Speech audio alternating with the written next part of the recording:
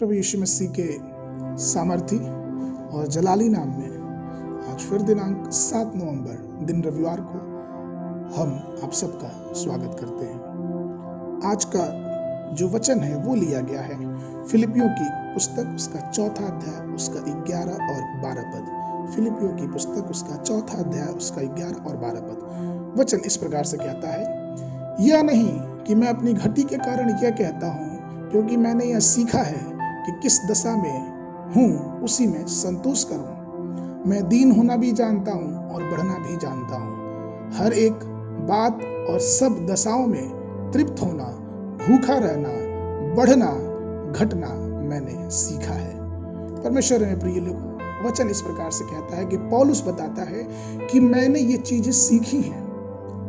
हमें और आपको मालूम होना चाहिए कि हमारे जीवन में दो तरह से बातें आती हैं। एक तो हम सीखते हैं, हम लोगों को देखते हैं, हम ज्ञान पुस्तक पढ़ते हैं और वचन पढ़ते हैं और लोगों के जीवन की जो शैलियाँ उसको बहुत ध्यान से देखते हैं, उससे सीखते हैं। और दूसरी चीज जो जब हम दूसरे को कुछ सीखते जब सिखाते हैं या फिर जब दूसरे से सीखते हैं तो हमारे जीवन में जो अनुभव होता है उससे हम सीखते हैं। तो पौलुस भी यहाँ पे ये बता रहा है कि मैंने ये सीखा है, उसने अपने अनुभव से सीखा था कि किस प्रकार से जीवन में संतुष्टि बहुत ही जरूरी है, किस प्रकार से सब कुछ हो या ना हो लेकिन हृदय और मन की अगर संतुष्टि रहे तो ये सबसे बड़ा हथियार है। पौलुस इसी प्रकार से कहता है कि मैं सब दशाओं में तृप्त होना, भूखा भी रहना, घटना भी जानता हूँ, बढ़ना भी जानता हूँ, मैंने यह सब सीखा है। इसलिए मेरे प्रियो, हमें भी इस पौलुस के समान अपने जीवन पे ध्यान देना चाहिए कि हम किस प्रकार से जीवन के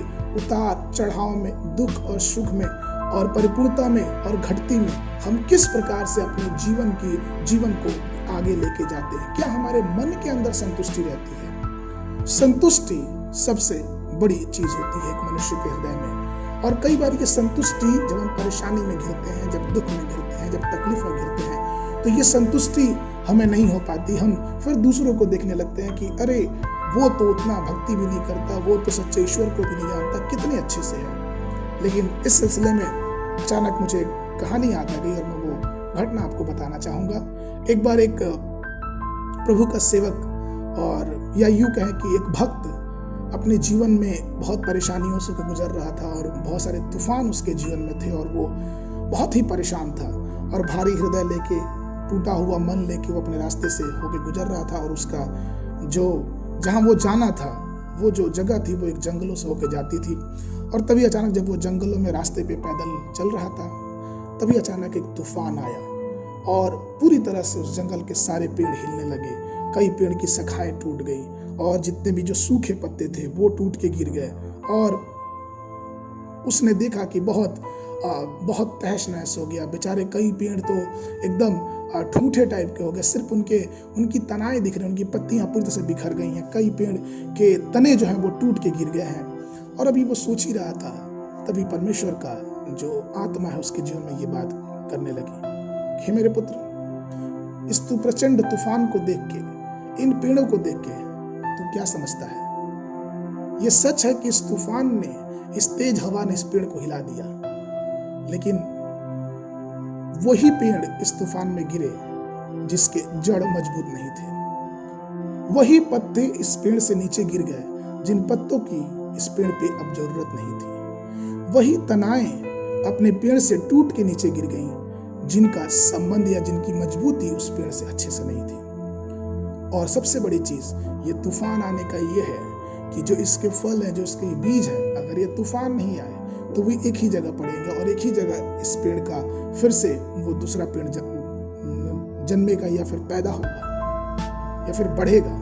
लेकिन जब तूफान आएगा तो उसके जो बीज हैं, जो उसके बीज हैं, ये बहुत दूर दूर तक उड़ेंगे और अलग अलग जगहों पे इस वृक्ष की फिर से उन्नति होगी या फिर उत्पत्ति होगी। और इस चीज को जब उसने अपने मन में सुना तो वो सेवक समझ गया कि परमेश्वर क्या कहना चाहता है। मेरे प्रियो, मैं आपको बताऊं कि कई बार हम भी मनुष्य होने के नाते जीवन में बहुत सारी चीजों को देखते हैं, समझते हैं और कई बार हमें मन की संतुष्टि नहीं होती, क्योंकि अरे उनका वैसे हो गया, वो ऐसा हो गया, हमारे ही जीवन में तूफान क्यों है, हमारे भी जीवन में परेशानी क्यों है, क्यों ऐसा हो रहा है। मैं इतना अच्छा परमेश्वर की भक्ति करता हूँ, मैं दुआओं में हूँ, मैं प्रार्थना में हूँ, मैं सब कुछ अच्छे से कर रहा हूँ, लेकिन फिर क्यों?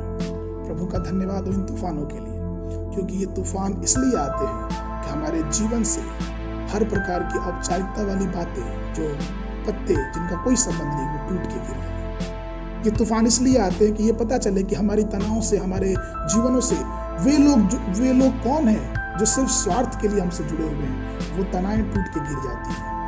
ये तूफान इसलिए आते हैं कि हमारी मजबूती को, हमारे विश्वास की मजबूती को दिखाएं कि हम कितना परमेश्वर की बातों पे, उसके वचनों पे मुसीबतों के समय विश्वास करते हैं।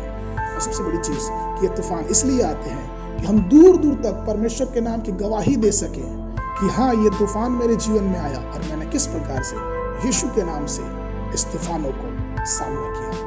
मेरे प्रियो, अगर हम वचन पढ़ेंगे तो वचन में हम ढेर सारी ऐसी घटनाएं देख सकते हैं कि अगर उनके जीवन में तूफान नहीं आता तो शायद वो उतने महान